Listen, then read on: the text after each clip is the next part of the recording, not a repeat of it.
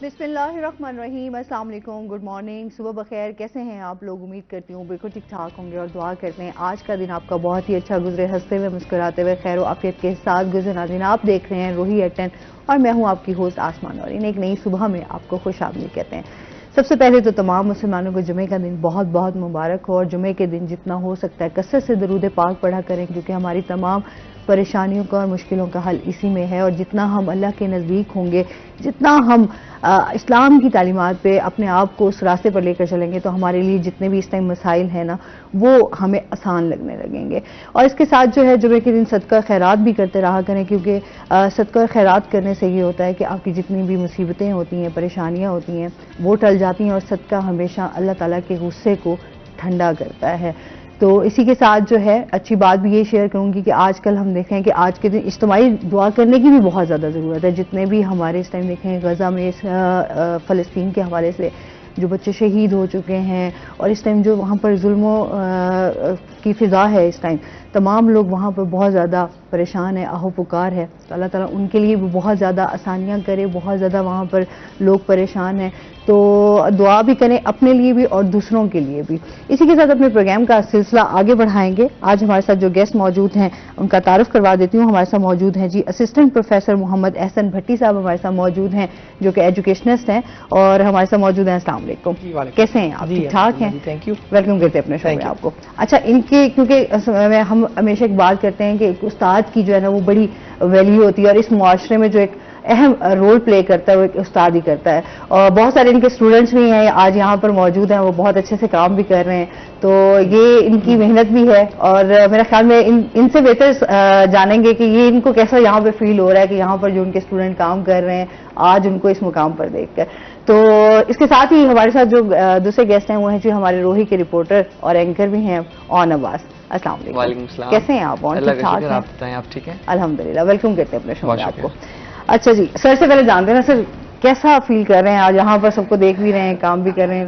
جی بالکل، بہت ہی خوشی ہے آبویسلی اس چیز کی کہ وہ بچے جن پر ہم نے محنت کی، کوشش کی کہ وہ آگے بڑھیں اور جن بچوں نے اسپیشلی محنت کی خود، وہ آج جب ان کو اس مقام پر دیکھتے ہیں تو میرے خیال میں ایک ٹیچر کے لیے اس سے بڑی خوشی کوئی نہیں ہوتی. ہاں، تو وہی فیلنگز ہیں میری بھی.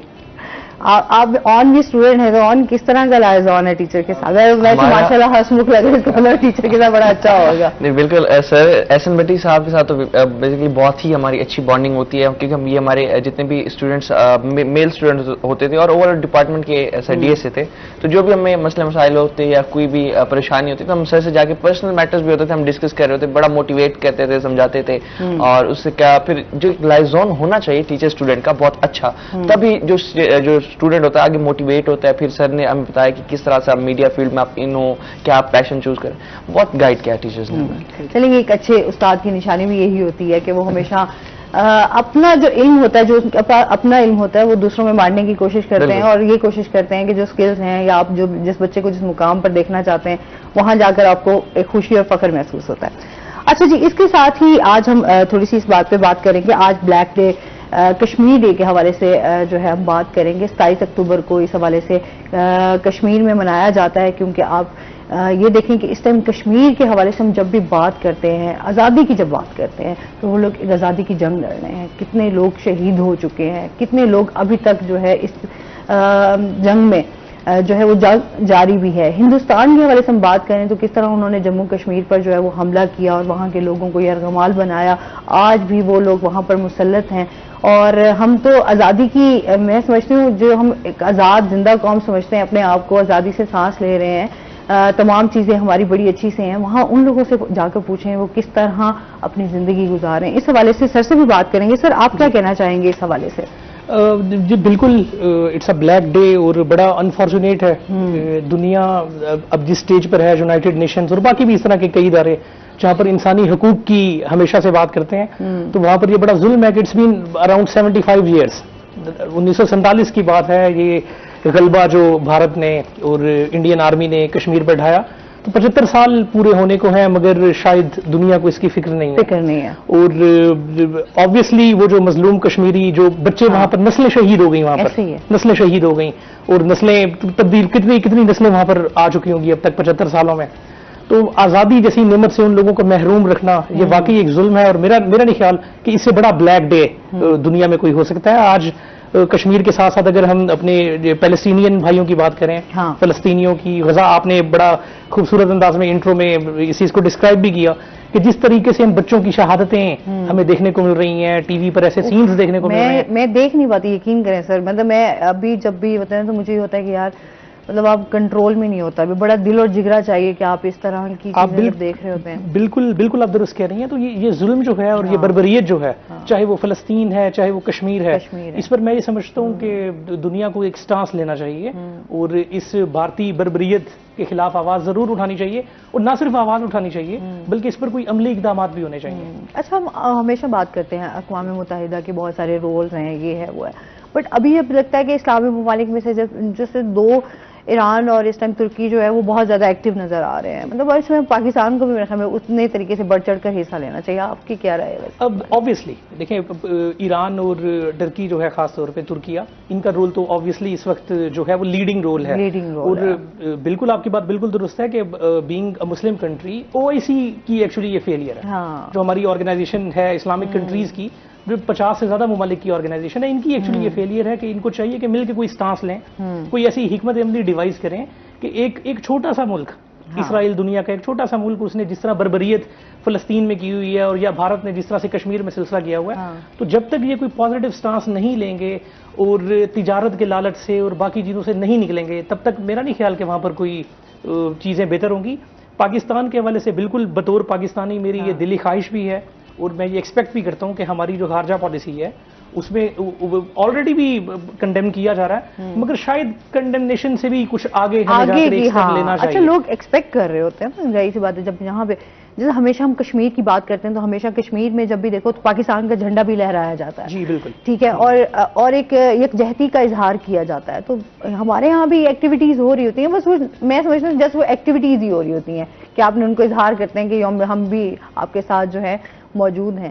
لیکن ظاہر سی بات ہے کہ وہ لوگ اب تک سفر کر رہے ہیں، اور اللہ تعالیٰ ان کے لیے بہت زیادہ آسانیاں کریں، کیونکہ بھارت جس طرح مسلط ہے ان کے اوپر، آپ کی کہ دین کے حوالے سے، مذہب کے حوالے سے بھی ان کو اس طریقے سے آزادی نہیں ہے کہ وہ نماز ادا کر سکیں، اور وہاں پر اپنی کافی مسائل ہیں، بہت مسائل ہیں. ہم یہاں پہ ان کے لیے دیکھیں، آزادی ایک ایسی نعمت ہے کہ ہم شاید اس کو اس لیے بھی زیادہ ہمیں تو ریئلائز نہیں کرتے ہم آزاد ہیں. ہمیں ہمارے بزرگوں نے دے دیا اور آج ہم اس کو بڑے اچھے طریقے سے انجوائے کر رہے ہیں. اپنے بچوں میں یہ 1947 والا پارٹیشن والا جو سلسلہ ہے، اگر اس کی یادوں کو تازہ رکھیں تو جا کر شاید ہمیں اس آزادی کا احساس ہوگا کہ جب 47 میں یہاں پر ٹرینز آتی تھیں بھارت سے مائیگریٹ ہو کر، دے ور ریڈ ان کلر، خون سے سرخ ہوتی تھی، تو آزادی ایسے نہیں ملی. اچھا، آج بھی جو لوگ مائیگریٹڈ ہیں، آپ جب ان سے ملیں تو یقین کریں وہ ان چیزوں کو آج بھی انہوں نے یاد رکھا ہوا ہے، اور وہ اس چیز کا وہ روتے ہیں کہ انہوں نے اپنے پیاروں کو کھویا ہے، اور اس کے بعد جو ہے وہ پاکستان میں رہ رہے ہیں. تو یہ بڑی بات ہوتی ہے کہ چلیں آزادی سے سانس لے رہے ہیں، جی رہے ہیں، اپنی مرضی کے مطابق زندگی گزاریں،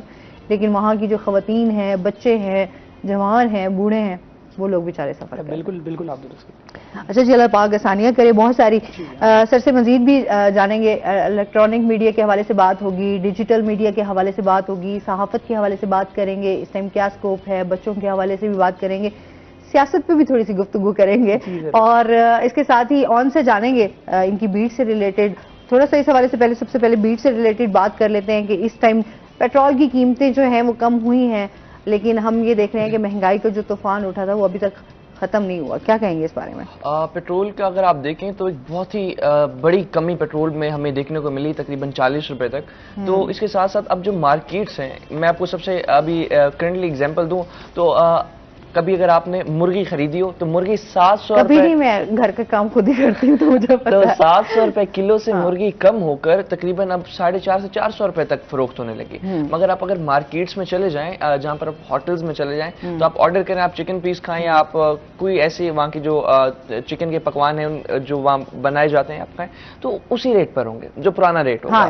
تو بالکل اگر آپ اس کے علاوہ اب آپ بات کرتے ہیں جو ہمارے اشیاء اور نوش ہیں، اس میں اگر آپ بات کریں چینی، دال، निकालें बाकी चीज़ों की, तो उसमें भी जो एक कमी आनी चाहिए थी, जो एक एक्सपेक्टेड थी, जो अगर आप देखें 10 रुपए आपका पेट्रोल महंगा हो तो चीज़ें ऑटोमेटिकली काफ़ी हद तक महंगी हो जाती हैं। अब जब 40 रुपए पेट्रोल सस्ता हुआ तो उसकी निस्बत अगर आप देखें तो इतनी हमें कमी देखने को नहीं मिली। इतना बड़ा रिलीफ जो गवर्नमेंट की जानिब से देना चाहिए था आवाम को या मिलना चाहिए था, अब इसमें फेलियर, देखिए गवर्नमेंट ने तो इकदाम उठा लिया।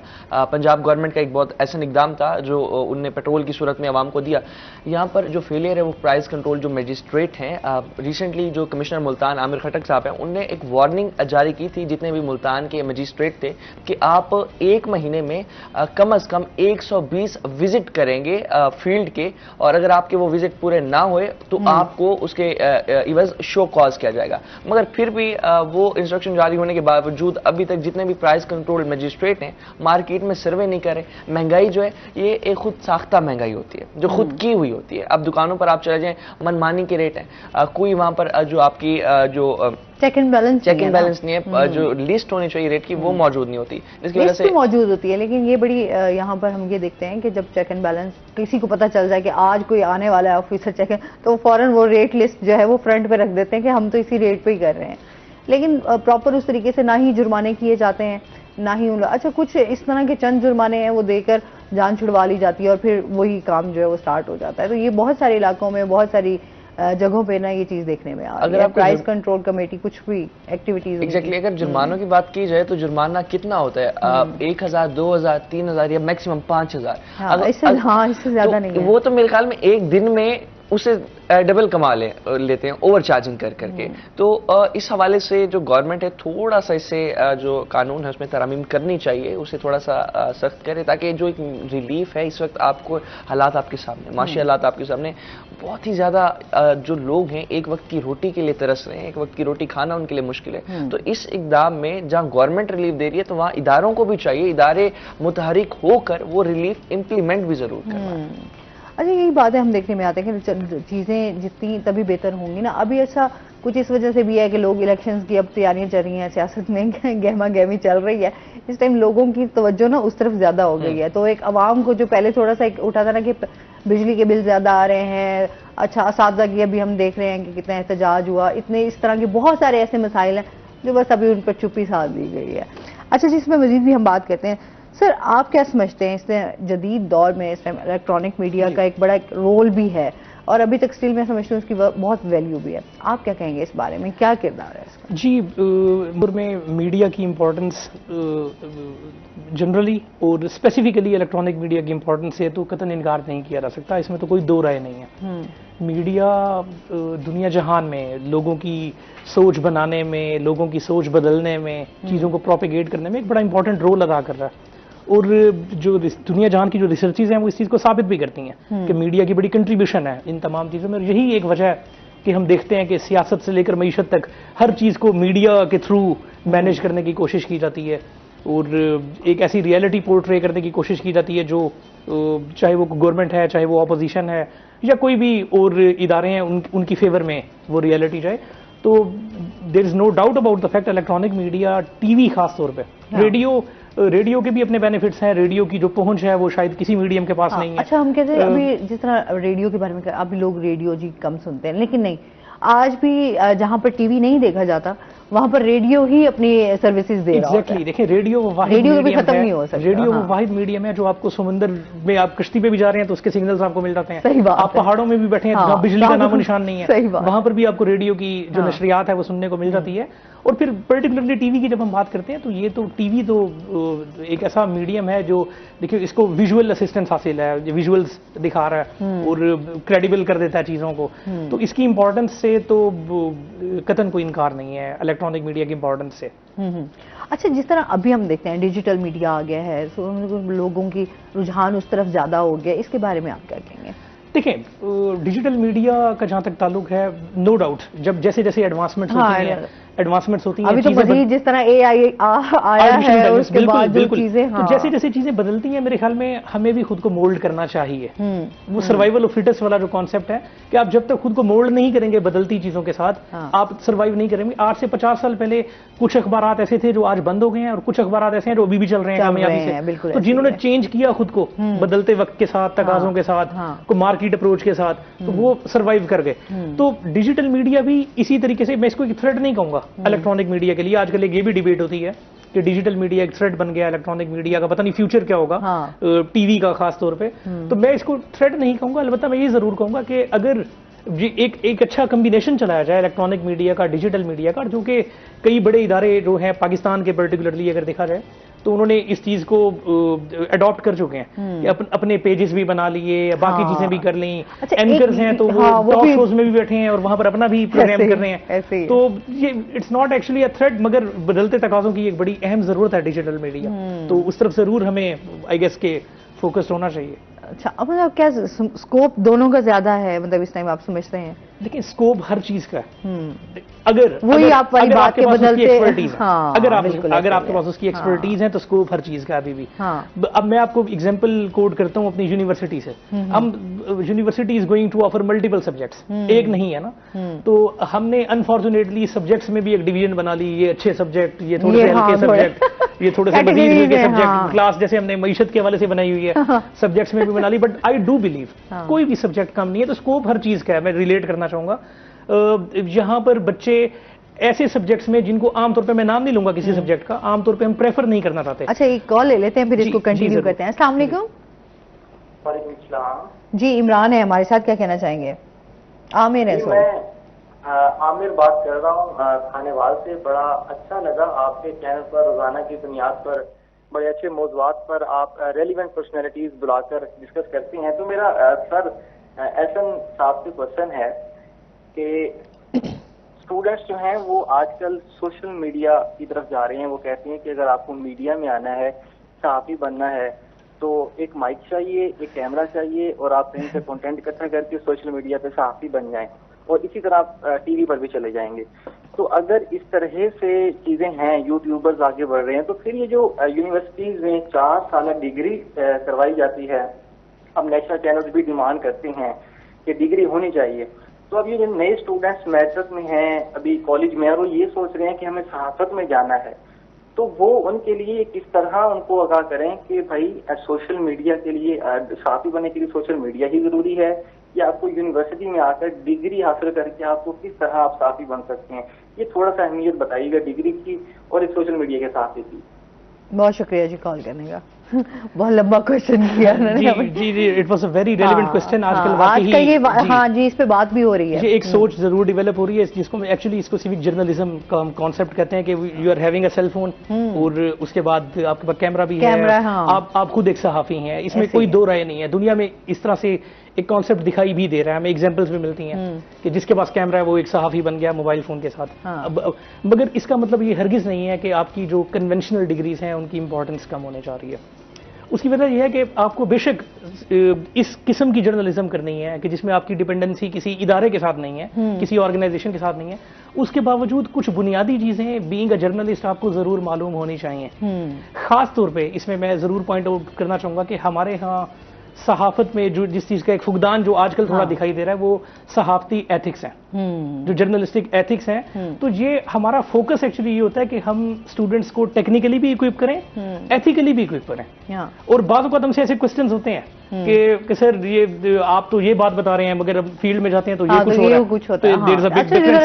جی بالکل ایسا بھی ہوتا ہے. تو آبویسلی اس میں ہماری یہی کوشش ہوتی ہے کہ بے شک کچھ چیزیں تبدیل ہیں, بٹ ہماری یہ کوشش ہے کہ پڑھے لکھے بچے جب صحافت کی فیلڈ میں, جرنلزم کی فیلڈ میں, جس کی ایک بڑی اچھی ایگزامپل آپ کا اپنا ادارہ ہے کہ جہاں پر آپ نے مطلب بڑا I would like to appreciate your ownership کے, انہوں نے جو یونیورسٹی کے بچے ہیں ان کو زیادہ فوکس کیا ہے, ان کو زیادہ یہاں پر چانسز مل رہے ہیں. تو وہ جو تعلیم کے بعد, ایک خاص تعلیم کے بعد بچے یہاں پر آتے ہیں تو ڈیفینیٹلی ایک ڈفرینس تو ہوتا ہے, ایک ضرور ہوتا ہے. ان لوگوں کو معلوم ہوتا ہے جرنلسٹک ایبیلٹیز کے بارے میں, ان لوگوں کو معلوم ہوتا ہے جرنلسٹ ایتھکس کے بارے میں, ان لوگوں کو معلوم ہوتا ہے. ایک چھوٹی سی ایگزامپل آپ کو دیتا ہوں. دنیا جہان میں ایک اصول ہے کہ اگر کوئی کوئی چائلڈ ابیوز یا اس سے ریلیٹڈ اس طرح کی کوئی چیز ہوتی ہے وکٹم کے نام نہیں لیے جاتے کبھی بھی. مجھے بڑا دکھ ہوتا ہے میں کبھی ٹی وی پہ دیکھتے ہوئے اخباروں میں دیکھتے ہوئے کہ وکٹم جو ہے اس کو نام کے ساتھ ہم مشہور کر دیتے ہیں. ہمارے پاس کئی ایگزامپلس بھی ہیں. تو یہ دیز آر ایتھکس. تو ہماری یہ کوشش ہوتی ہے کہ اگر ہمارے پاس بچے آ رہے ہیں تو کم از کم وہ اپنے طور پہ رہتے ہوئے وہ ان چیزوں سے ایٹ لیسٹ ضرور بچ سکیں.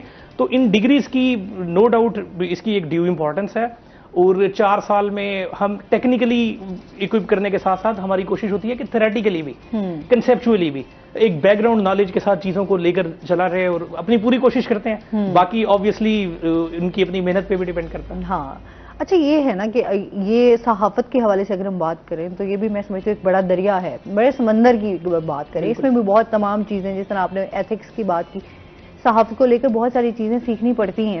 اچھا لیکن بدقسمتی یہ ہمارے یہاں جس طرح ابھی میں تھوڑی سی آپ کی رائے تھی کہ بہت سارے ایسے لوگ جس طرح ہم بہت ساری چیزیں ابھی شو بھی کر رہے ہیں اس میں ہم اپنے جانتے ہوئے بھی چیزوں کو ایتھکس کا خیال نہیں رکھتے. اگر ایک مکمل صحافی تمام ڈگریاں لے کے اور مکمل اس کے اوپر عبور حاصل کر رکھتا ہے تو اس پہ مزید ان سے بات کریں گے. ناظرین ابھی ہم بریک پہ جانا ہے, ہمارے ساتھ رہیے گا.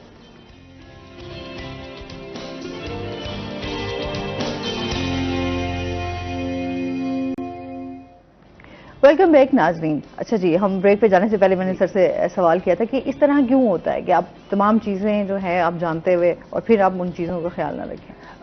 بعض اوقات کچھ, اب اس کو اگر میں آسان ورڈ دوں تو مجبوری کا ورڈ آپ کہہ سکتی ہیں کہ بعض اوقات یہ کہ وہ بینڈ ویگن والا جو کانسیپٹ ہے کہ اب سب لوگ اگر ایک طرف چل پڑے تو آپ اپنا علیحدہ رستہ بناتے ہیں تو پھر اس میں مشکلات ہو جاتی ہیں بعض اوقات, اور یہ مشکل رستے چننا اس کے لیے بڑی ہمت چاہیے.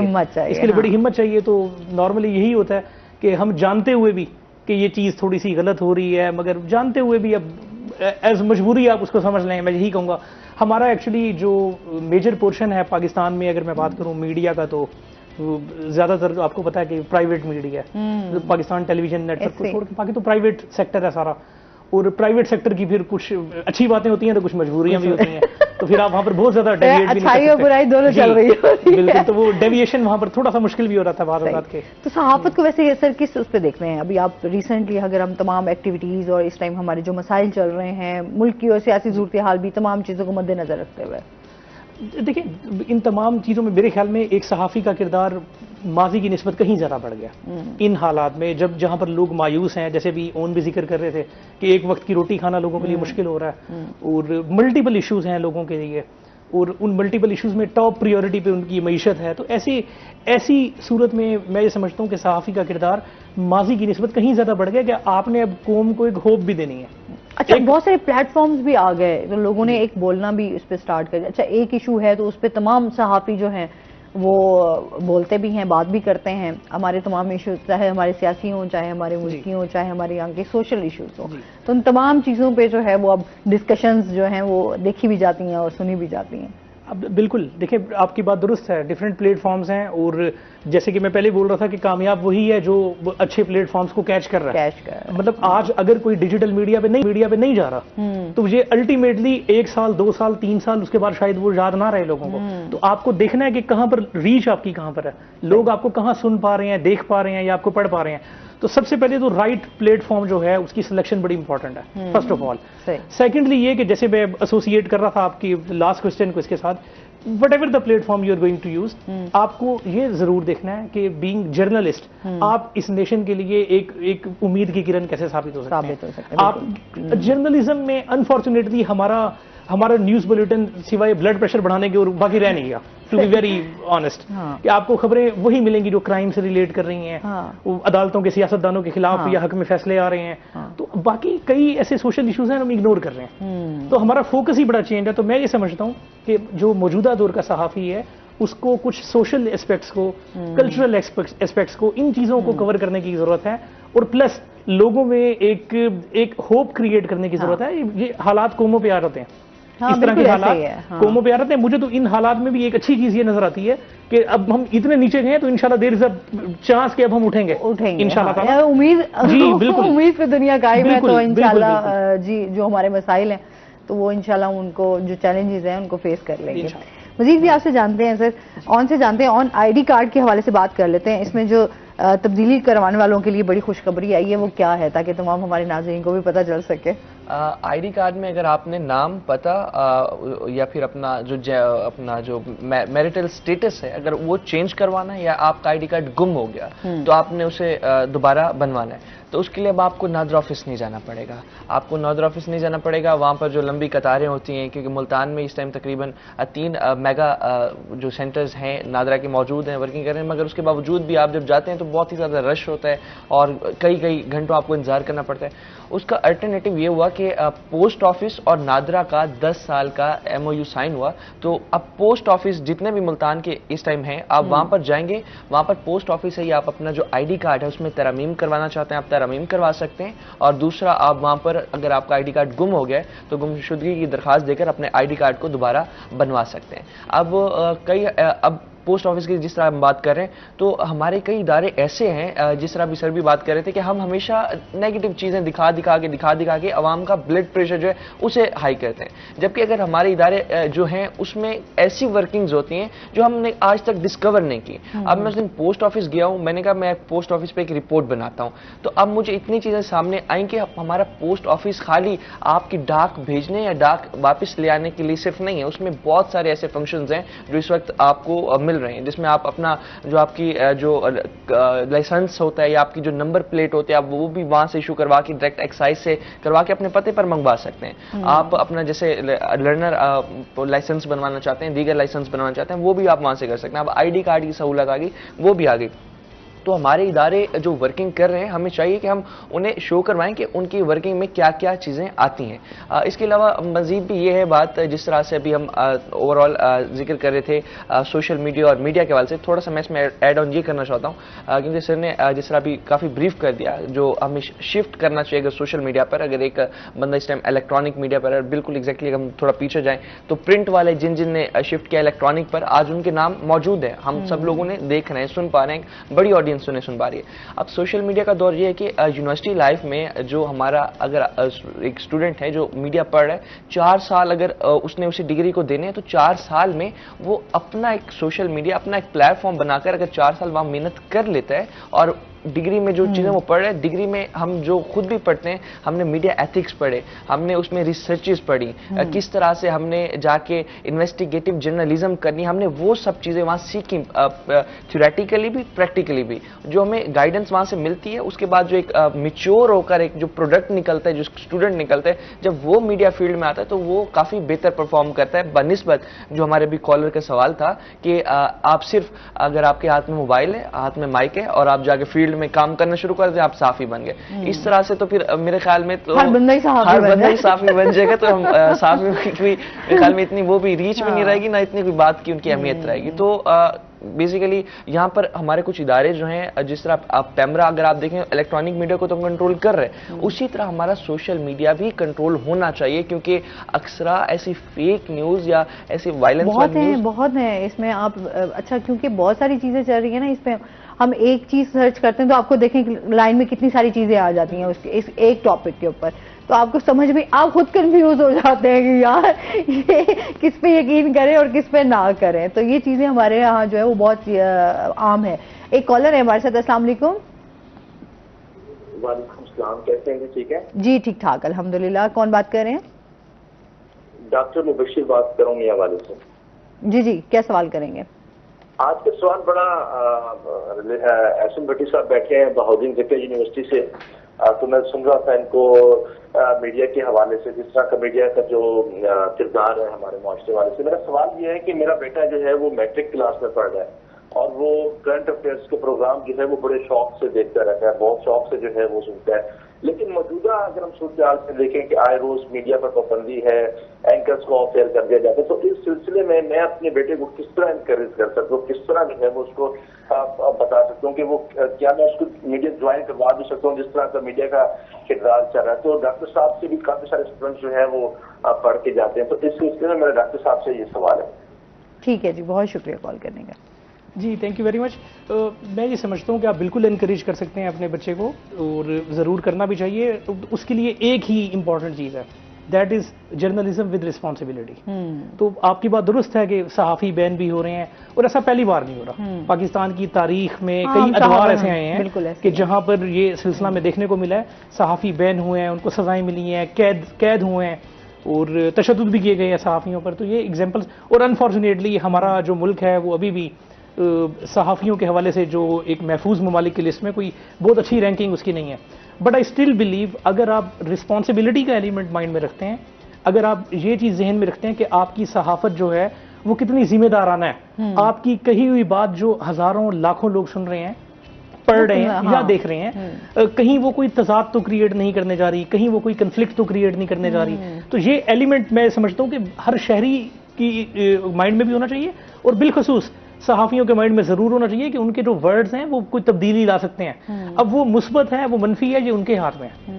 ٹھیک ہے, تو اس مثبت اپروچ کو ضرور مائنڈ میں رکھیں اور بچوں کو ضرور انکریج کریں. It's a very good field, اور یہ وہ شاید میں سمجھتا ہوں کہ واحد فیلڈ ہے اس وقت جہاں پر آپ کو لگتا ہے کہ اگر آپ کو آپ تبدیلی لا سکتے ہیں جس کے تھرو. اچھا سر, ابھی کرنٹ سچویشن کو دیکھتے ہوئے جس طرح ہم دیکھیں ہمارے ہاں ابھی سیاست کو جس طرح لیا جا رہا ہے, ہمارے بچوں میں اب سیاست کو لے کر آپ کو ایک نفرت ہی نظر آئے گی. ابھی وہ محبت والا ایلیمنٹ نظر نہیں آئے گا کہ ہاں جی اب ہم کسی کو کہیں گے جی, میں کہوں اپنے گھر کی بات کر لوں, میں کہوں گی جی میرا بچہ جو ہے وہ کوئی بھی ہے, میرے بہن بھائی جو ہے وہ سیاست میں جائے, تو میں کہوں گی نہیں یار رہنے دو, سیاست میں کیا کرنا جا گئی, جو ابھی کرنٹ سچویشن چل رہی ہے.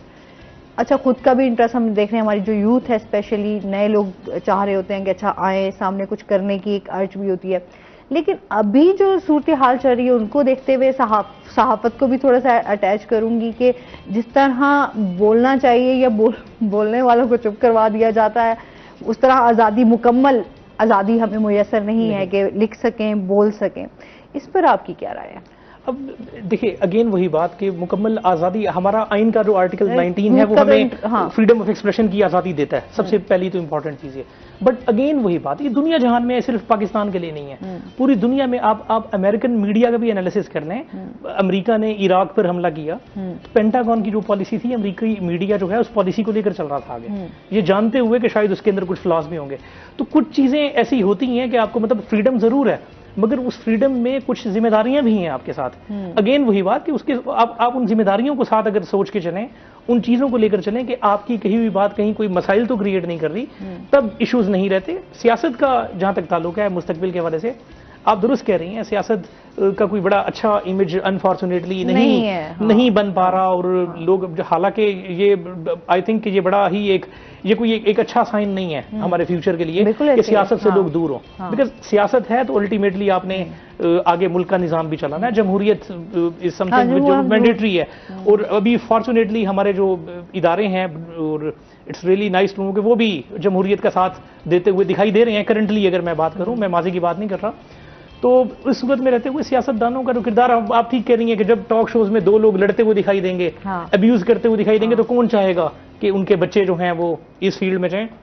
تو اب تو ویسے بھی کہتے ہیں سیاست میں جہاں آپ کے پاس اچھا خاصا اثاثہ ہونا چاہیے تبھی آپ سیاست میں آ سکتے ہیں. یہ پاکستان کی گراؤنڈ ریالٹی ہے. آپ کو الیکشن کنٹیسٹ کرنا ہے تو آپ کے پاس ایک اچھا بینک بیلنس, یا پھر آپ کے پاس کوئی اسپانسر پیچھے کرنے والا بندہ موجود ہو جو آپ کو الیکشن لڑوائے گا. تو یہ تو گراؤنڈ ریالٹیز ہیں پاکستان. یہ سیاست ایک عبادت ہے, لیکن عبادت کو اس طریقے سے لیا نہیں جا رہا. جی بالکل بالکل صحیح ہے. اچھا, اس کے ساتھ ساتھ اور آپ سے یہ بھی جانیں گے کہ شہر میں جو اس طرح میونسپل کارپوریشن ہے اس کی ناقص کارکردگی کے حوالے سے بھی بات کر لیتے ہیں, کیونکہ اداروں کے حوالے سے ہم بات کریں تو ہمارے شہر کے بہت سارے ایسے مسائل ہیں, بہت ساری چیزیں ایسی ہیں جن پر کام نہیں ہو رہا. ہم کہیں یہ دیکھتے ہیں اسٹاف کی کمی ہے, یا پھر ہم یہ دیکھتے ہیں کہ اچھا ان کی جو چیزیں ہیں, گاڑیاں ہیں, کچھ اس طرح کے اور مسائل ہیں, فنڈز نہیں ہیں. سب سے پہلے تو فنڈ آ جائے نا, جس کے اوپر ہمیں ہمیشہ یہ کوشچن مارک ہوتا ہے.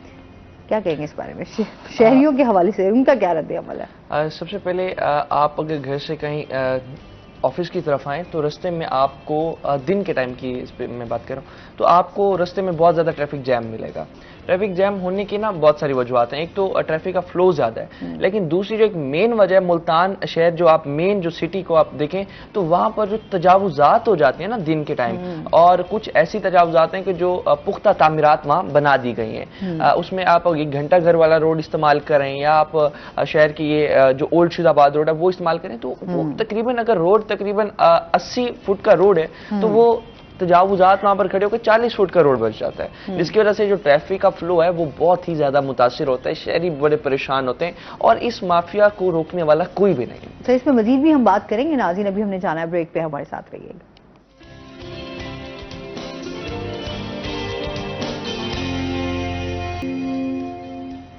ویلکم بیک ناظرین، جی آن سے ہم بات کر رہے تھے میونسپل کارپوریشن کے حوالے سے۔ جی تو جس طرح ابھی تجاوزات کی بات کی، تو تجاوزات کے علاوہ جو اب باقی دیگر آپ ہسپتالوں میں چلے جائیں، آپ جو شاپنگ مالز ہیں وہاں چلے جائیں، تو وہاں پر کچھ جو پارکنگ سٹینڈز ہیں وہ گورنمنٹ نیلامی کر کے انہیں آگے دیتی ہے ٹھیکیداروں کو، لیکن تقریباً شہر میں 80% کا جو سٹینڈز ہیں وہ ایسے ہیں جو کہ خود بنا دیے گئے اور بغیر کسی گورنمنٹ کے اپروول یا بغیر کسی جگہ کے صرف وہاں پر بھتہ ٹیکس لیا جاتا ہے، جسے کنٹرول کرنے کی بے ضرورت ہے۔ ہسپتالوں میں اسپیشلی ہسپتالوں میں اگر ہم بات کریں تو مختلف ہسپتال ایسے ہیں جہاں پر جو چارجنگ ہے اوور چارجنگ کی جاتی ہے، مریضوں کو لے کر آتے ہیں لوگ اور وہ پھر کافی اس حوالے سے پریشان ہوتے ہیں کہ آپ لیٹس سپوز آپ نے اپنا مریض ایڈمٹ کر کے آپ باہر ہیں، ان کی دوائی لی، پھر واپس گئے، پھر آئے، تقریباً 5-6 چکر آپ کے لگ جاتے ہیں، اور ان 5-6 چکر پہ آپ کے ساتھ اوور چارجنگ ہو رہی ہو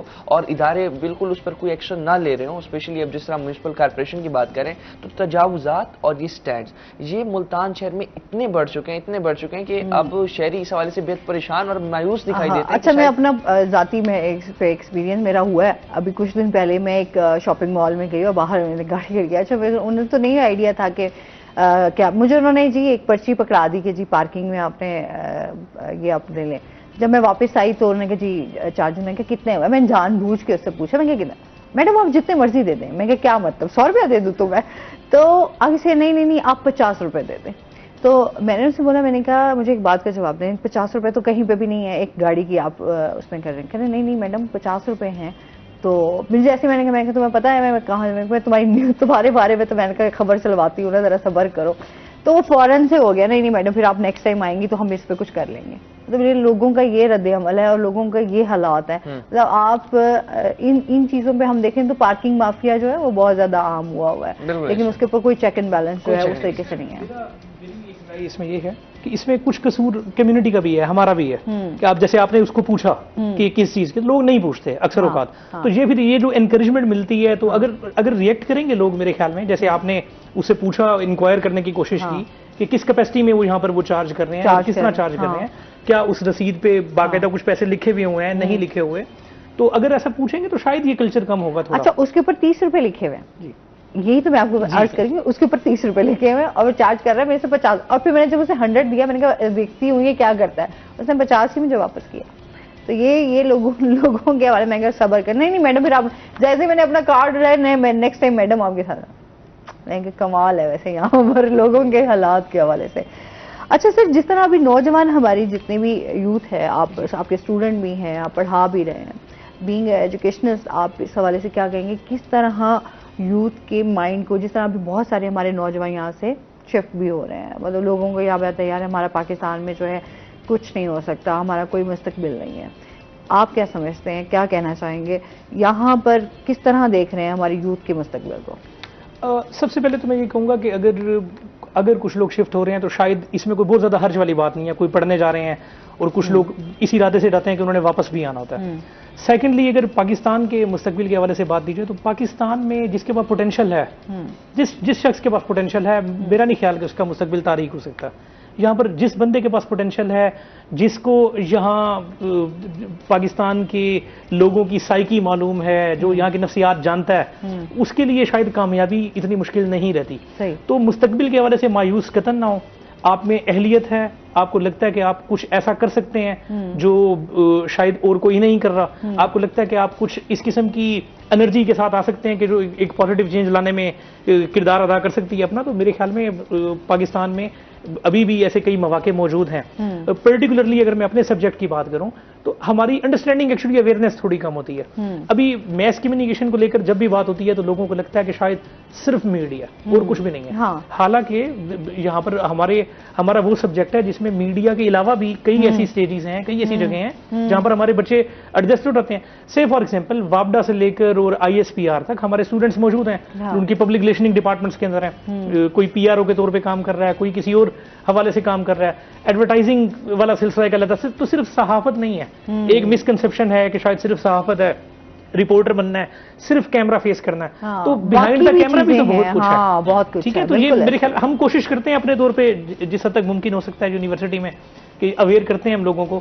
باقی یہ کہ مستقبل اگین وہی بات وائنڈنگ اپ دا ڈیبیٹ کہ مستقبل آئی ایم ویری ہوپ فل کہ پاکستان میں جس کے پاس پوٹینشیل ہے, تو مشکل ضرور ہے, مگر جس کے پاس پوٹینشیل ہے وہ اپنا رستہ بنا لیتا ہے. اچھا, آپ نے بڑی اچھی بات کی. اور آج ہمارے جو اس ٹائم سابق وزیر اعظم ہیں جو کرنٹ کاکڑ صاحب, ان کی بڑی اچھی مجھے بات لگی کہ وہ یہ کہہ رہے تھے صحافت کے حوالے سے جتنا اینکر کی ویلیو ہے اس سے پیچھے جو کام کر رہا ہے بیہائنڈ کیمرہ, اس کی بھی سیم ریسپیکٹ ہے. مطلب صحافت سے ریلیٹڈ یہ نہیں ہے کہ صرف آپ کو جو سامنے کیمرہ جو فیس کر رہا ہے اس کی ویلیو ہے اسی کے, اور جو بیہائنڈ کیمرہ ہے اس کی کوئی ویلیو نہیں ہے, تو اس کی سیم ریسپیکٹ ہے. یہ بڑی اچھی بات مجھے ان کی لگی, اور اپریشیٹ بھی کیا کہ ہاں یار کچھ چیزیں پازیٹیو آپ بولیں تو وہ آپ کے لیے اچھا بھی لگتا ہے. سر بہت شکریہ آپ کا, بہت اچھا لگا آپ ہمارے شو کا حصہ بنے اور بڑی مزیدار آپ سے گفتگو رہی, اور آپ کا بھی بہت شکریہ آپ ہمارے ساتھ رہے. اس کے ساتھ ہی ناظرین ابھی ہم نے جانا ہے بریک پہ, ہمارے ساتھ رہیے گا. جب ہم بریک سے واپس آئیں گے تو ہمارے ساتھ کچھ اور گیسٹ موجود ہوں گے.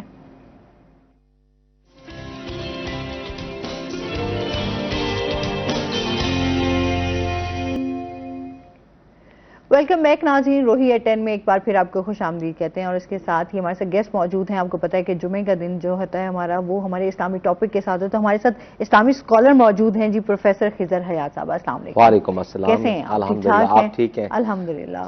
ویلکم کرتے ہیں اپنے شو میں آپ کو. اور اس کے ساتھ ہی جو ہمارے دوسرے گیسٹ ہیں وہ ہیں جی نشاط احمد شاہ ساکی صاحب ہمارے ساتھ موجود ہیں, جو کہ بہت ہی مشہور نعت خواں ہیں. السلام علیکم. وعلیکم السلام. آپ ٹھیک ٹھاک ہیں؟ اللہ رسول کا کرم, آپ ٹھیک ہیں جی؟ شو میں آپ کو. اچھا جی, آج کا جو ہمارا ٹاپک ہے جو ہم بات کرنے جا رہے ہیں, آج ہم حقوق زوجین پہ بات کرنے جا رہے ہیں. اس پہ بات کریں گے, قرآن و احادیث کی روشنی میں جانیں گے. حضور پاک صلی اللہ علیہ وآلہ وسلم نے اس پر بڑا زور دیا ہے, اور ان کی جو زندگی ہے وہ ہمارے لیے اسوہ حسنہ ہے, اور ان کے لیے تمام چیزیں جو ہیں جو تعلیمات ہیں اس حوالے سے ہم بات کریں گے. اور اس کے ساتھ ہی جو ہے ہم نعت رسول مقبول صلی اللہ علیہ وآلہ وسلم بھی ساتھ ساتھ سنتے رہیں گے. سر سب سے پہلے تو قرآن و حدیث کی روشنی میں جان لیتے ہیں نا حقوق زوجین کے حوالے سے. بسم اللہ الرحمن الرحیم. جیسے آج کا دن خوبصورت ہے, یہ ٹاپک بھی بڑا خوبصورت ہے, اور میں ہمیشہ اس بات کی لوگوں میں بھی بات کرتا ہوں کہ ہمارا روہی چینل ہمارے وسیب کا چینل ہے, ہمارے علاقے کا چینل ہے, ٹھیک ہے نا, اور اس نے اس بات کو بہت یعنی کہ ماشاءاللہ پروموٹ کیا ہے, اسلامک ٹاپکس کو, اچھی باتوں کو. اور میرے اسٹوڈنٹس, میرے دوست احباب مجھے بتاتے رہتے ہیں کہ اس سے ہمیں بہت فائدہ ہوتا ہے, ہمیں لائف سیکھنے کا موقع ملتا ہے. یہ چونکہ بڑا پلیٹ فارم ہے, تو اس سے جو ہے نا آپ جیسے آج کا ٹاپک ہے, میں سمجھتا ہوں اگر ہمیں یہ صحیح سمجھ آ جائے ہمارا پورا معاشرہ ٹھیک ہو سکتا ہے. کیونکہ میاں بیوی کا جو رشتہ ہے اسی سے خاندان بنتا ہے, اور خاندان سے معاشرہ بنتا ہے. اور قرآن میں وہ مشہور آیت ہے, جیسے آپ نے کہا قرآن و حدیث سے میں بتاؤں, وَمِنْ آيَاتِهِ أَنْ خَلَقَ لَكُم مِّنْ أَنفُسِكُمْ أَزْوَاجًا لِتَسْكُنُوا إِلَيْهَا وَجَعَلَ بَيْنَكُمْ مَوَدَّةً وَرَحْمَةً. اللہ فرماتے ہیں کہ ہم, میری نشانیوں میں سے ہے کہ میں نے تمہارے لیے میاں بیوی کا جوڑا بنایا, تمہارے لیے بیوی کو بنایا. پھر کیا مقصد کیا بتایا کہ میاں بیوی کا مقصد کیا ہے, لِتَسْكُنُوا إِلَيْهَا, تاکہ تمہیں اس سے سکون ملے. وَجَعَلَ بَيْنَكُمْ مَوَدَّةً وَرَحْمَةً, اور تمہارے درمیان آپس میں پیار اور محبت پیدا ہو. یعنی یہ دو چیزیں اگر حاصل ہو رہی ہیں تو یہ رشتہ مضبوط ہے, اور یہ رشتہ صحیح چل رہا ہے کہ سکون بھی مل رہا ہو ایک دوسرے سے, اور آپس میں پیار ہو, محبت ہو, اور اتنا پیار اور محبت ہو کہ اس میں تیسرے کی جگہ ہی نہ ہو. تو یہ تعلق ہے. اگر یہ تعلق ہوگا تو اس کا اگلا امپیکٹ اولاد پہ پڑے گا. اور میں ایز اے ٹیچر ہمیشہ یہ بات کرتا ہوں کہ آج کل جو بچوں میں خرابیاں ہیں اس کے پیچھے ریزن میاں بیوی کا جو تعلق ہے وہ کمزور ہو چکا ہے. ان میں یا وہ پیار محبت والا تعلق نہیں, یا ایک دوسرے کے حقوق وہ پورے نہیں کر رہے, جس کا امپیکٹ بچوں پہ ہو رہا ہے. اس وجہ سے بچے خرابیوں کی راہ پہ جا رہے ہیں. اگر یہ لوگ اپنے جو ہے نا ذمہ داریوں کو پورا کر لیں تو میں کہتا ہوں پورا معاشرہ ٹھیک ہو جائے گا. وہ ہے نا افراد کے ہاتھوں میں ہے اقوام کی تقدیر, ہر فرد ہے ملت کے مقدر کا ستارہ. اور میرے نبی صلی اللہ علیہ وآلہ وسلم نے اس پر اتنا زور دیا کہ آپ نے فرمایا خیرکم خیرکم لأہلی, تم میں سے بہترین انسان وہ ہے جو اپنے گھر والوں کے لیے بہتر ہے، اپنی بیوی کے لیے بہتر ہے. اور آپ نے فرمایا تم سب سے زیادہ میں اپنی بیویوں کے ساتھ حسن سلوک کرتا ہوں. اور میرے نبی کی لائف مکمل نمونہ ہے. آپ کی زندگی کے اس شعبے میں آ جائیں کہ آپ اپنی بیویوں کے ساتھ کیسے تھے، تو آپ کی 11 بیویاں تھیں اور وہ فرماتی ہیں کہ ہمیں کبھی نبی سے کوئی شکایت نہیں ہوئی. یعنی اس سے بڑی بات اور کیا. آج تو ایک بیوی ہو اور خامد، ایک دو میاں بیوی ہیں، ایک دوسرے سے ہمیشہ شکایت چلتی رہتی ہے اور کبھی بھی ختم نہیں ہوتی. لیکن میرے نبی کی 11 بیویاں ہیں اور ان کو کبھی آپ کی ذات سے شکایت نہیں ہوئی. اور میں اس میں ایک چھوٹی سی ایک مثال دوں گا. میرے نبی کا طریقہ کار کیا تھا. میں ہمیشہ دوستوں کو، احباب کو یہ بات سنایا کرتا ہوں کہ یار آپ اس طرح کرو تو کیوں نہ ہمارے درمیان محبت پیدا ہو، کیوں نہ میاں بیوی کا تعلق مضبوط ہو. ایک دفعہ آپ صلی اللہ علیہ وآلہ وسلم بیٹھے تھے، حضرت عائشہ رضی اللہ تعالی عنہا بیٹھی تھیں اور وہ ایک پیالے میں دودھ پی رہی تھی. تو حضور نے فرمایا عائشہ اکیلے پی رہے ہو، مجھے نہیں پلاتی؟ حضرت عائشہ نے فرمایا یا رسول اللہ آپ بھی پی لیں. وہ پیالہ انہوں نے آپ کو دے دیا. اب آپ اس کو پی سکتے تھے، اس کو جیسے بھی کرتے، لیکن آپ جب پیالہ منہ کے قریب لے، آپ نے کہا عائشہ یہ بتاؤ تم نے کہاں سے منہ لگا کر پیا؟ تو انہوں نے کہا یا رسول اللہ میں نے یہاں سے منہ لگا کر پیا. آپ نے اس کو موڑ کے وہاں سے پیا. یہ وہ عمل ہے جس سے اگلے کے دل میں آپ وہ محبت ڈالتے ہیں. ہوتے تو یہ انسان کی گفتار ہوتی ہے، انسان کا ریئیکشن ہوتا ہے جس سے یہاں اگلے کے دل میں آپ محبت ڈال رہے ہوتے ہیں، اگلے کے دل میں نفرت ڈال رہے ہوتے ہیں. اور ایسے جو ہے نا کئی واقعات ہیں میرے نبی کی زندگی کی. آپ کی پہلی بیوی حضرت ختیجہ رضی اللہ تعالی عنہا جو سب سے پہلی بیوی ہیں، اور اس وقت ان کی عمر 40 سال تھی، میرے نبی کی عمر 25 سال تھی. کتنا ڈیفرنس ہے ایج کا. لیکن میرے نبی اپنی اس بیوی کے ساتھ ایسی محبت کرتے ہیں کہ جب تک وہ زندہ رہیں آپ نے دوسری شادی بھی نہیں کی، اور بعد میں بھی آپ اپنی بیویوں کے سامنے اپنی اس بیوی کا ذکر بڑی محبت کے انداز میں کیا کرتے تھے. تو اس کا مطلب ہے بیوی اور جو خامد کا رشتہ ہے یہ بہت عظیم رشتہ ہے، اور اللہ نے اس کو بنایا ہے. قرآن کے اندر بے شمار آیات ہیں، جیسے اللہ نے قرآن میں ایک اور جگہ پہ دعا سکھائی ہے ہمیں. اللہ تعالیٰ خود ہمیں بتا رہے ہیں کہ یہ دعا مانگا کرو، ربنا حب لنا من ازواجنا وذریاتنا قرۃ اعین. اے ہمارے رب ہمیں اپنی بیوی سے اور اولاد سے آنکھوں کی ٹھنڈک نصیب فرما. میں اکثر دوست آپ کو یہ بھی بات کہا کرتا ہوں کہ آپ اپنی ذمہ داریاں بھی پوری کریں، دوسرا اللہ سے دعا بھی مانگا کریں. یہ بھی اللہ نے بتایا طریقہ، تاکہ ہمارے درمیان یہ رشتہ مضبوط ہو میاں بیوی کا. اگر بیوی کو کوئی مسئلہ ہے خامن سے، وہ اللہ سے دعا مانگے کہ اللہ میرے خامن میں یہ مسئلہ ہے، اللہ تو ٹھیک کر دے. ایسے خامن کو مسئلہ ہے اپنی بیوی سے تو وہ اللہ سے مانگے. آج ہمارا ایک المیہ ہے، ہم ہر مسئلے کو خود ٹھیک کرنا چاہتے ہیں. ہم نے اپنے اللہ کی ذات کو اس سے ایک سائڈ پہ کر دیا. حقیقت میں بتا رہا ہوں، اگر ہم ہر معاملے میں اپنے اللہ کی ذات کو لے آئیں گے ہمارے مسئلے سارے حل ہو جائیں گے. کیونکہ اصل بیس تو وہی ہے، اصل جگہ تو وہی ہے. اسی نے عزت دینی ہے، اسی نے ذلت دینی ہے، اسی نے ہمارے کام بنانے ہیں. میاں بیوی کے درمیان محبت بھی اسی نے قائم کرنی ہے. ٹھیک ہے نا. ہمارے ٹھیک ہے ہمارے قصور ہوتے ہیں، ہمارے فالٹس ہوتے ہیں، ہماری خود کی خامیاں ہوتی ہیں، خرابیاں ہوتی ہیں، وہ بھی ہم نے ٹھیک کرنی ہے. لیکن اللہ کی مدد ساتھ شامل حال ہو جائے گی تو اس میں ہمارے لیے وہ کام آسان ہو جائے گا. بالکل، اس میں کوئی شک نہیں ہے. اچھا جی، مزید بھی اس سے ریلیٹڈ بات کریں گے. ویسے اپنے بارے میں بھی ہمیں بتائیے گا، کتنا عرصہ ہو گیا آپ کو نعت خوانی کرتے ہوئے؟ میں اس نعت کے شعبے سے 1980 سے منسلک ہوں، اور ہمارے نعت کی اکیڈمی بھی ہے، محمد علی ظہوری نعت اکیڈمی. وہ ہم بچوں کو بھی جو ہے اس سلسلے میں سپورٹ کرتے ہیں. اور اس وقت تقریباً کوئی نعت کا ایسا شعبہ نہیں ہے، ایسا عنوان نہیں ہے جس پر میں نے کام نہیں کیا، جس اینگل پر میں نے نعت نہیں پڑھی. صحیح، ماشاءاللہ. چلیں یہ تو اچھی بات ہے، اور یہ میں کہتی ہوں یہ شرف جو ہے وہ قسمت والوں کو ہی ملتا ہے. ہاں، بہت شکریہ. بہت شکریہ جی. اچھا جی، اس کے ساتھ ہی جو ہے ہم جس طرح بات کر رہے تھے میاں بیوی کے حقوق پر، اسی طرح جس طرح قرآن پاک میں بھی کہا ہے کہ ایک میاں بیوی کو جو ہے ایک دوسرے کا لباس قرار دیا گیا ہے، اس حوالے سے بھی بتائیے گا. جی ہن لباس لکم وانتم لباس لہن. یعنی جیسے لباس ہمارے عیبوں کو چھپاتا ہے اور ہمارے ساتھ اٹیچ ہوتا ہے، وہ ہمارے لیے زینت ہوتا ہے، وہ ہمارے لیے خوبصورتی ہوتا ہے. تو میاں بیوی کو ایک دوسرے کے لیے زینت کا باعث ہونا چاہیے، ایک دوسرے کے لیے خوبصورتی کا باعث ہونا چاہیے، ایک دوسرے کے ساتھ یوں ہی جڑ کے رہنا چاہیے. اچھا، ایک کال لے لیتے ہیں، اس پہ مزید بھی بات کریں گے. السلام علیکم.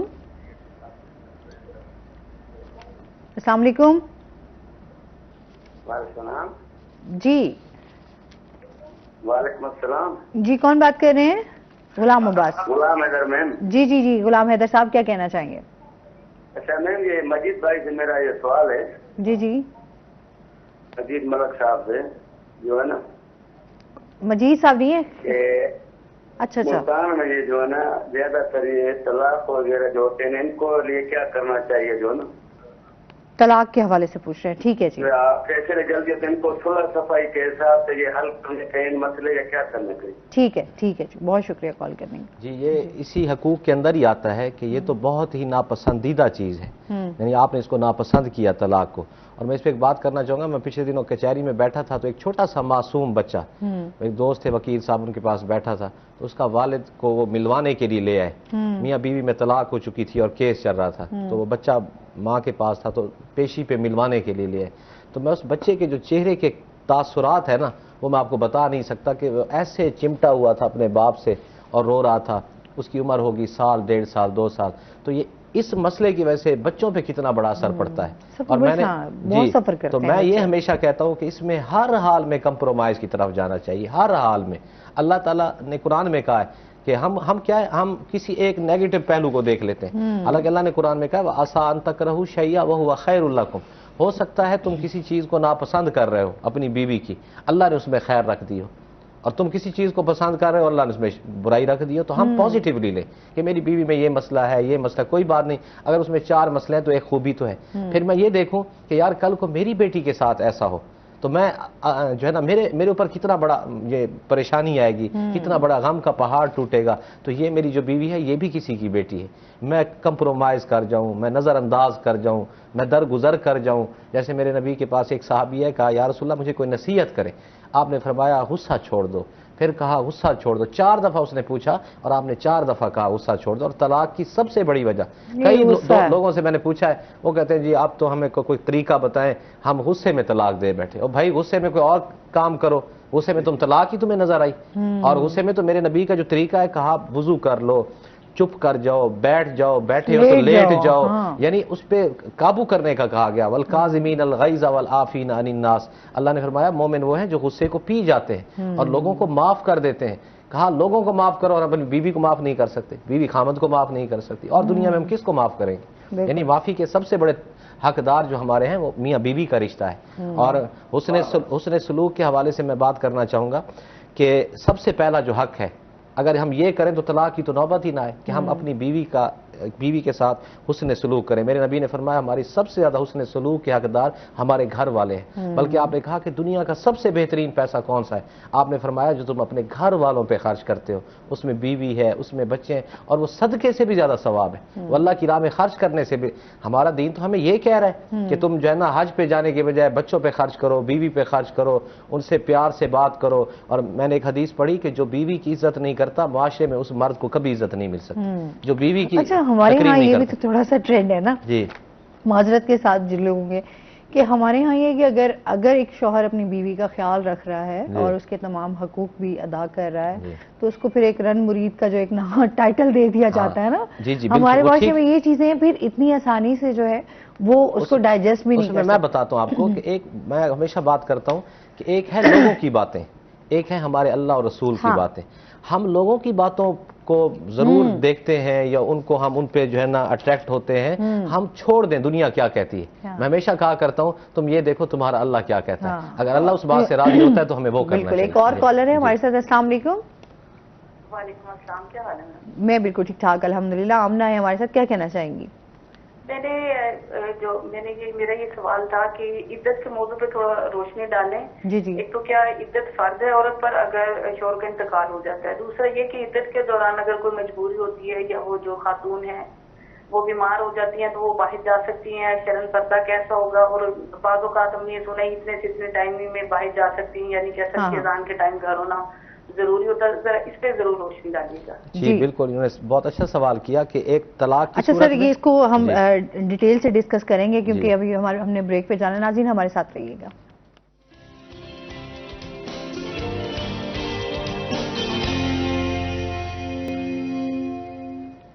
वेलकम बैक नाज़रीन। जी हमारे साथ कॉलर थी, उनका जवाब लास्ट में जो सवाल था उसका मैं जवाब दे रहा था कि 2 सूरत में इद्दत होती है, एक तलाक की शक्ल में और एक जब खामद फौत हो जाए।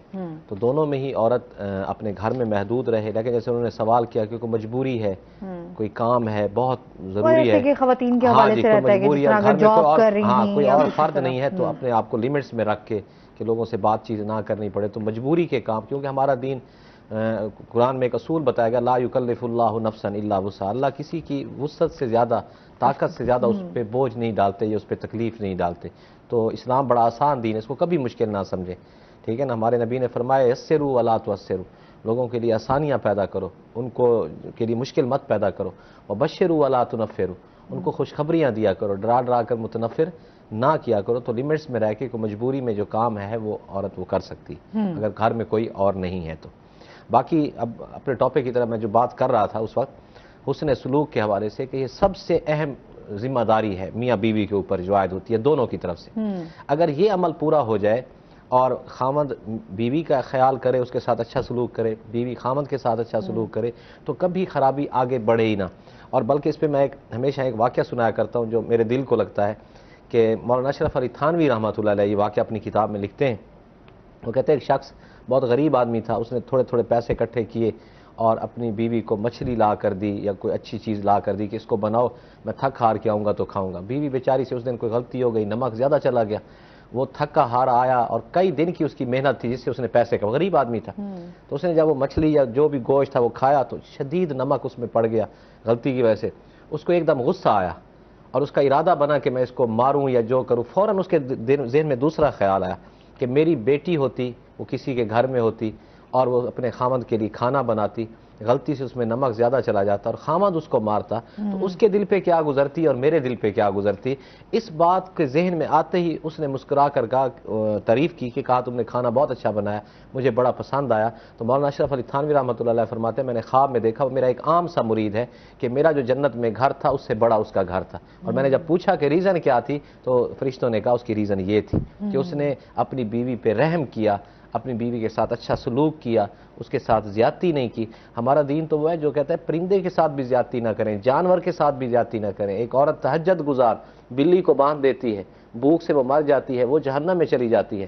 تو جو بیوی کو مارے گا یا بیوی کے ساتھ ظلم کرے گا یا زیادتی کرے گا، آپ بتائیں وہ جنت میں جائے گا؟ کبھی بھی نہیں جائے گا. ایسے بیویوں کو بھی چاہیے، اللہ نے قرآن میں کہا کہ فالصالحات قانتات، وہ نیک ہوں، وہ فرما بردار ہوں، یعنی وہ سر جھکائیں اپنے خامند کی بات کے سامنے.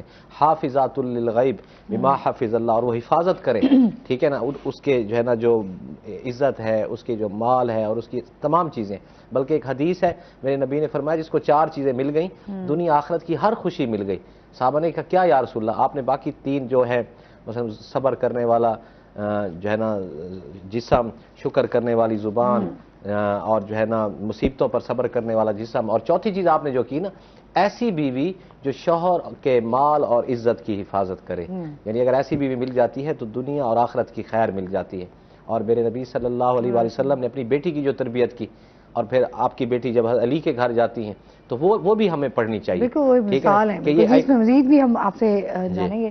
اچھا، اس کے ساتھ جو میاں بیوی، ایک تو ہم کہہ رہے ہیں کہ جو میاں کا یہ آ گیا نا کہ میاں کا کیا رویہ ہونا چاہیے بیوی کے ساتھ، بیوی کے حوالے سے بھی بہت ہم بات کریں گے کہ اس کا کس طرح کا رویہ ہونا چاہیے یا اس کی کیا ذمہ داریاں بنتی ہیں، اپنے خامند پر اس کے کیا حقوق ہیں. جی، یعنی اس کی جو ذمہ داریاں ہیں اور یعنی وہ خامند کے حقوق ہیں، تو اس پہ میں ابھی جیسے مثال دے رہا تھا تو اس میں ہر عورت کو چاہیے کہ وہ فاطمہ الزہرا رضی اللہ تعالی عنہا کی زندگی کو دیکھے کہ وہ نبی کی بیٹی ہونے کی حیثیت سے کیسی بیٹی تھی، اور پھر حضرت علی کی بیوی ہونے کی حیثیت سے کیسی بیوی تھی، کہ ان کے اوپر بہت مشقت کی زندگی گزری. ہاتھ سے چکی پیستی ہیں اور وہ چکی ہے جو آج کا مرد نہیں پیس سکتا، لیکن اس پہ کوئی شکوہ نہیں اپنے خامند سے. مشکیزے میں پانی بھر کے لاتی ہیں، خود روٹیاں پکاتی ہیں، خود ساری چیزیں بناتی ہیں، بچوں کی تربیت بھی کرتی ہیں.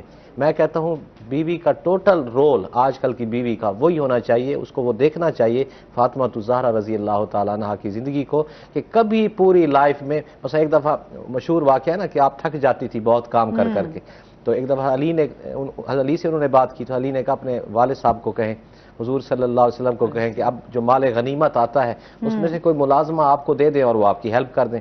آپ جا کے کہتی ہیں تو حضور فرماتے ہیں آگے سے یہ بیٹیوں کی تربیت ہو رہی ہے کہ آپ فرماتے ہیں کہ میں تمہیں اس سے بہتر چیز نہ بتاؤں؟ کہتی بتائیں یا رسول اللہ. آپ فرماتے ہیں کہ آپ روزانہ 33 دفعہ سبحان اللہ 33 دفعہ الحمدللہ, 34 دفعہ اللہ اکبر پڑھیں تو آپ کی تھکاوٹ بھی دور ہو جائے گی اور آپ کے سارے کام آسان ہو جائیں گے.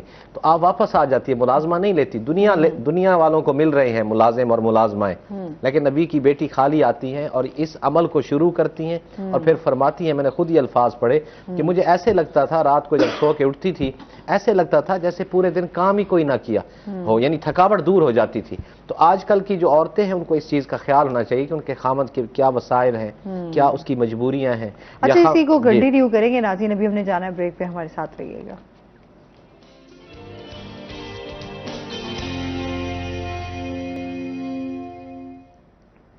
ویلکم بیک ناظرین.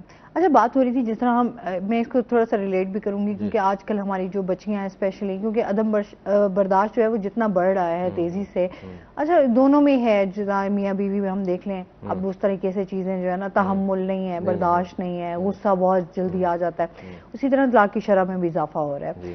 اچھا, کیونکہ بیوی کے بھی بہت سارے رائٹس ہیں, اگر میاں بیوی دونوں کو سمجھنے ہوں گے آج کے وقت کے مطابق, کیونکہ ہم بات کریں تو پچھلا جو ہمارے شاید پیرنٹس نے ٹائم گزار لیا ایک دوسرے کے ساتھ, وہ کچھ اور ٹائم تھا. ابھی جو کرنٹ ہمارے ایشوز ہیں, جو ہمارے مسائل ہیں, تمام چیزیں ہم دیکھ رہے ہیں, اس میں ہماری لائف جو ہے نا وہ بڑی مشکل ہو گئی. ایکسپیکٹیشنز بہت زیادہ بڑھ چکی ہیں ایک دوسرے. اس حوالے سے بھی بتائیے گا کہ کیا کرنا چاہیے, کس طرح کا رویہ اختیار کرنا چاہیے. آپ نے بہت اچھا سوال کیا, یہ کرنٹ ایشو ہی ہے, لیکن اسلام ہر کام میں اعتدال کا حکم دیتا ہے اور یہ بہت بہترین اصول ہے زندگی کے. جس شعبے میں آپ اس کو امپلیمنٹ کریں گے اس کے ثمرات آپ کو ملیں گے. بات بالکل ٹھیک ہے, ہمارے بڑے جیسے گزار کے گئے, آج زمانہ چینج ہو گیا. پہلے وہ ایک سادہ سے لباس میں بھی گزارا کر لیتے تھے, اب جو فیملیز ایشوز ہوتے ہیں ہماری اس میں جو ہے نا وہ انہوں نے کہنا ہے کہ جی ہم نے وہ برانڈ کا سوٹ لینا ہے, یہ کرنا. لیکن اس میں ساری چیزوں میں میں ایک اعتدالی پہلو آپ کو بتا رہا ہوں کہ اگر خاوند کے پاس وسائل ہیں اور وہ پھر خرچ نہیں کرتا, پھر وہ مجرم ہے. اگر اس کے پاس وسائل نہیں ہیں, ٹھیک ہے جی, تو اس میں پھر عورت کو اس چیز کا خیال رکھنا چاہیے کہ میرے خاوند یہ مجبوریاں ہیں, اس کے پاس یہ لیمیٹیشنز ہیں, وہ محدود ہے اس آمدنی تک, تو میں نے اسی میں گزارا کرنا ہے. اور اس پہ بھی میں ایک, یعنی جو دیکھیں ہمارے نبی کی لائف ہے وہ قیامت تک کے لیے, اس زمانے کے لیے نہیں ہے, قیامت تک کے لیے. اس کو جب آپ امپلیمنٹ کرتے جائیں گے فائدہ ہوگا. تو اس میں بھی مشہور ایک واقعہ میں سنانا چاہتا ہوں. ایک دفعہ آپ کی بیویاں ساری اکٹھی ہو کے آئی تو کہا یا رسول اللہ پہلے آپ کے پاس کچھ نہیں ہوتا تھا تو ہم بھی کچھ نہیں مانگتی تھی, اب مال غنیمت آتا ہے تو ہمیں بھی دے. آپ کی بیویاں بھی اکٹھی ہو گئی, اس کا ذکر قرآن کے اندر ہے, سورت کے اندر ہے, قرآن کی وہ آیت بھی ہے. پھر نبی نے وہاں جو ہے نا ان سے تھوڑا سا, نبی کو یہ بات پسند نہ آئی تو آپ نے ان سے اعراض کیا, کچھ دن ان سے بات نہ کی, تو ان کو فیل ہوا کہ نبی صلی اللہ علیہ وسلم ناراض ہو گئے. یعنی آپ کی ناراضگی کیا ہوتی تھی اپنی بیویوں سے, آپ بولنا چھوڑ دیتے تھے, کبھی ایک لفظ بھی غلط نہیں بولا اپنی بیویوں سے. اور آج ہمارے ہاں کیا مسئلہ ہے, گالی دینا, مارنا, شدید منع کیا گیا ہے عورت پہ ہاتھ اٹھانے کو, شریعت نے منع کیا ہے. اور ہماری ساری فساد کی جڑ یہی ہے. جب میاں بیوی میں اختلاف پیدا ہوتا ہے, جب آپ کسی کی عزت نفس مجروح کریں گے, آپ گالی دیں گے, آپ ہاتھ اٹھائیں گے, پھر وہ محبتیں کبھی دوبارہ نہیں لوٹ آتی. آپ اعراض کریں, چپ ہو جائیں تاکہ اس کو فیل ہو کہ میں نے کچھ غلط کیا ہے, یا پھر اس پہ ڈسکشن ہو جائے. تو پھر جب انہوں نے پوچھا یا رسول اللہ آپ ناراض نہ ہو, آپ بتائیں ہمارا کیا قصور ہے, آپ نے کہا تمہارا قصور نہیں ہے, تم میری بیویاں ہو, تم نے اگر میرے ساتھ رہنا ہے تو جیسے میں کہوں ویسے رہنا ہے, اگر میرے ساتھ نہیں رہ سکتی تو جتنا مال و دولت چاہیے میں دے دیتا ہوں, آپ مجھ سے علیحدگی اختیار کر لو. تو پھر وہ بھی آپ کی بیویاں تھیں, انہوں نے کہا یا رسول اللہ ہمیں تو آپ کی خوشنودی چاہیے, ہمیں مال و دولت نہیں چاہیے. یہ تو خیر اس زمانے کا معاملہ تھا, لیکن میرے نبی یہ کہہ کے گئے ہیں. ابھی میں نے آپ کو بتایا کہ جتنا تم پیسہ اپنی بیوی پہ خرچ کرو گے, بچوں پہ خرچ کرو گے, وہ جہاد فی سبیل اللہ سے بھی زیادہ ثواب ہے, وہ حج سے بھی زیادہ ثواب ہے, وہ اللہ کی راہ میں خرچ کرنے سے بھی زیادہ ثواب ہے. تو اس میں ہمیں جواب تو مل گیا کہ آپ کے پاس میری جیب میں پیسے ہیں, میں بیوی پہ خرچ نہیں کرتا, پھر میں مجرم ہوں. اگر پیسے نہیں ہیں, اگر میں اس لیول پہ نہیں جا سکتا تو پھر بیوی کو کمپرومائز کرنا چاہیے. میں نے جیسے ابھی بتایا کہ فاطمہ الزہرا رضی اللہ تعالیٰ عنہ کس طرح, یعنی وہ جنت کی عورتوں کی سردار ہیں, میرے نبی کی لاڈلی بیٹی ہیں. میرے نبی فرماتے ہیں میرے جگر کا ٹکڑا ہے, ٹھیک ہے نا, امام حسن امام حسین کی والدہ ہیں, لیکن کیا کر رہی ہیں, کبھی چکی پیس رہی ہیں, کبھی 4 دن فاقہ ہے, پانی پی کے روزے افطار ہو رہے ہیں. یہ ہم اس لائف کو ضرور سامنے رکھیں. میں یہ نہیں کہتا ہم دنیا داری چھوڑ دیں, ہم زمانے کے ساتھ نہ چلیں, ہمارا دین ہمیں کہتا ہے کہ آپ زمانے کے ساتھ چلیں, لیکن اپنے بچوں کی بہتری کے لیے میاں بیوی کو چاہیے آپس میں کسی قسم کا اختلاف نہ کریں. اختلاف ہو تو آپس کے اندر ہو اور اس کو دور کرنے کی کوشش کرنی چاہیے. اور ایک اصل جو مسئلہ ہے, جب میاں ادھر وہ بیوی کے کاموں میں آئے گا اور بیوی خامد کے کاموں میں آئے گی، پھر مسائل ہوں گے۔ اللہ نے ایک سسٹم بنایا ہے، بیوی گھر کی ذمہ دار ہے، خامد باہر کا ذمہ دار ہے، اور جو فیصلے ہیں وہ خامد کے اختیار میں ہے۔ الرجال قوامون علی النساء، اللہ فرماتے ہیں مرد کو میں نے عورت کا نگہبان بنایا، اس کی نگہبانی کرتا ہے اور گھر کو لے کے چلتا ہے، ایک انجن ہے پیچھے اس کے جو ہے نا وہ پوری ٹرین ہے، ٹھیک ہے جی۔ اگر وہ ٹرین اپنا رخ شروع کر دے تو پھر نقصان ہونا ہے۔ بالکل جی، ایک کالر ہے ہمارے ساتھ۔ السلام علیکم۔ جی وعلیکم السلام جی محبوب ہیں ہمارے ساتھ، کیا کہنا چاہیں گے؟ جی میرا یہ سب سے سوال ہے کہ کچھ بندے ہیں، کچھ بیویاں ہیں جو کہتے ہیں واقع ہیں کہ جس طرح مثال بنی ہوئی نا کہ مرد اپنی بیوی کو پیر کی جوتی بنا کے رکھتے ہیں، تو کچھ بیویاں بھی ایسی ہیں جو مردوں کو اس حساب سے جوتی بنا کے رکھتے ہیں، تو اس کے بارے سے آپ کیا کہتے ہیں کہ کیا اس معاشرے میں صرف اور صرف مرد کا قصور ہے یا عورت کا قصور ہے؟ تو یہ بھی تھوڑا سا گائڈ کر دیجیے گا پلیز۔ ٹھیک، بہت شکریہ۔ میں بہت اچھا سوال کیا، اور اسی پہ میں بات کر رہا تھا، میں نے بھی کہا کہ اعتدال، جو مرد ذمہ داری ہے وہ پوری کرے، جو عورت کی ذمہ داری ہے وہ پوری کرے۔ جہاں ایک دوسرے کو نیچا دکھانے کی کوشش کی جائے گی، مثلا مرد کہے کہ میں حاوی رہوں اور عورت کہے میں حاوی رہوں، میرا حکم چلے، وہاں بگاڑ آتا ہے۔ اپنی لمٹ کے اندر رہیں گے جی، وہ بھی اپنی جگہ ٹھیک ہے، کیونکہ بہت ساری خواتین جو ہے وہ اپنے مردوں پر حاوی ہوتی ہیں۔ نہیں، یہ تو کنڈیشن ہی غلط ہے کہ ایک دوسرے پہ شرائط لگانا یا آپ میری مرضی کے مطابق چلیں۔ اسلام بڑا کلیئر دین ہے، میاں بیوی کے حقوق پہ میں تو بلکہ شادی میں برابر ہیں ایک دوسرے کے، مجھے کوئی شادی میں بلایا نا، جو ایک پرانا ٹرینڈ ہے کہ پیسے بھی دیتے ہیں، چلو ہم وہ بھی کرتے ہیں، لیکن میرے ایک خاص ایک عادت ہے، میں میاں بیوی کے حقوق پہ ایک کتاب پیک کرا کے ان لوگوں کو ضرور دیتا ہوں، اور میں انہیں کہتا ہوں کہ آپ اگر اس کو پڑھ لیں گے، ہاں اگر یہ پڑھ لیں گے، اس پہ عمل کریں گے، انشاءاللہ لائف اچھی گزرے گی۔ سر بہت شکریہ آپ کا، آپ ہمارے ساتھ رہے۔ کوئی میسج دینا چاہیں ہمارے ویورز کو؟ بس میسج یہی ہے کہ آج کل جو میں اس پہ میسج یہ دوں گا کہ ملک کے جو حالات ہیں اس پہ میں دعا بھی کروں گا اللہ سے کہ اللہ تعالی ہمارے ملک کے حالات کو ٹھیک کرے، تمام عالم اسلام کے حالات کو ٹھیک کرے، اور میں پر امید ہوں اب میں پر امید ہوں انشاءاللہ اللہ ہمارے پاکستان کے مسائل بھی حل کریں گے۔ ہاں جو انفرادی مسائل ہیں نا، ملک ٹھیک ہوگا انشاءاللہ، ہمارا ملک ترقی کرے گا۔ یہ میری بات آج اس پلیٹ فارم پہ کہہ رہا ہوں، میری بات یاد رکھیے گا۔ انفرادی مسئلے کب حل ہوں گے؟ میاں بیوی کے مسئلے وہ حکومتوں نے حل نہیں کرنا، وہ ہم نے خود حل کرنا۔ بہت شکریہ آپ کا، اور اس کے ساتھ ہی آپ کا بھی بہت شکریہ نشا صاحب، آپ ہمارے ساتھ ہمارے شو کا حصہ رہے۔ ساتھ ہی ناظرین، آج کا شو یہیں پہ ختم ہوا، اپنا بہت سارا خیال رکھیے گا، دعاؤں میں یاد رکھیے گا، انشاءاللہ زندگی نے ساتھ دیا تو صبح آپ سے پھر ملاقات ہوگی۔ اللہ حافظ۔